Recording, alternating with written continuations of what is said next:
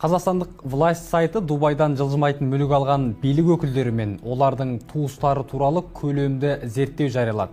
Зерттеуді халықаралық OCCRP зерттеуші журналистермен бірге әзірлеген.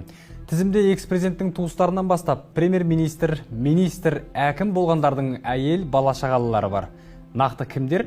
Айтып берейін. Власть журналистері Дубай Қазақстанның тағы бір астанасына айналды деп түйіндейді. Билік өкілдерінің көбі мүліктерді әйел бала-шағасына тіркеткен.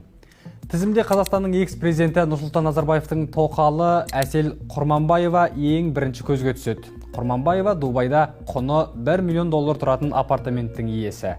Назарбаевтың немере бауыры Қайрат Сатыбалдының отбасы қымбат 5 пәтерге иелік еткен. Ал Дариға Назарбаеваның құдасы орталық сайлау комиссиясын басқарған Берік Имашевтың әйелі мен ұлы бір премиум пәтердің иесі.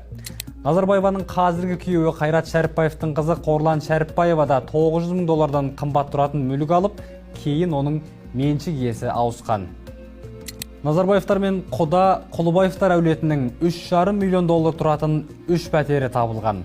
Мәжілістің бұрынғы спикері Нұрлан Нығматуллиннің әйелі Венера Баймырзаеваның атында Дубайда 40-тан астам пәтер мен бір вилла бар.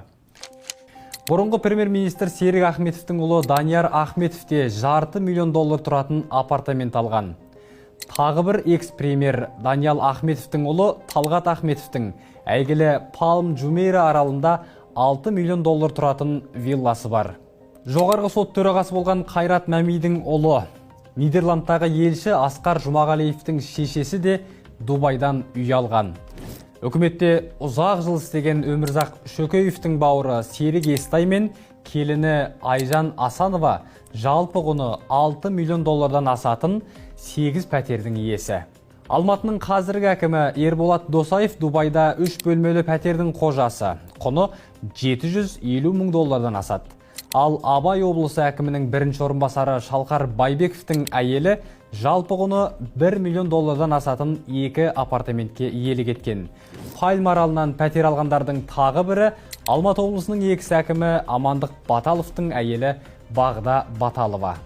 Қазақстанның ішкі істер министрлігін басқарғандардың отбасы мүшелері де тізімде бар. Қаңтар оқиғасына байланысты жақында ғана ұсталып тергеуге алынған экс-министр Ерлан Тұрғынбаевтың ұлы, Жаңаөзен оқиғасы кезінде ведомствоны басқарған Қалмұхаммед Қасымовтың әйелі бір пәтер алған.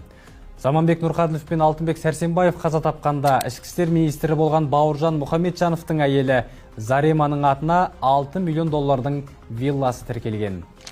Тізімде басқа да органдарда министрліктерде істегендердің ұлттық мұнай-газ компанияларында топ менеджер болғандардың туыстары бар.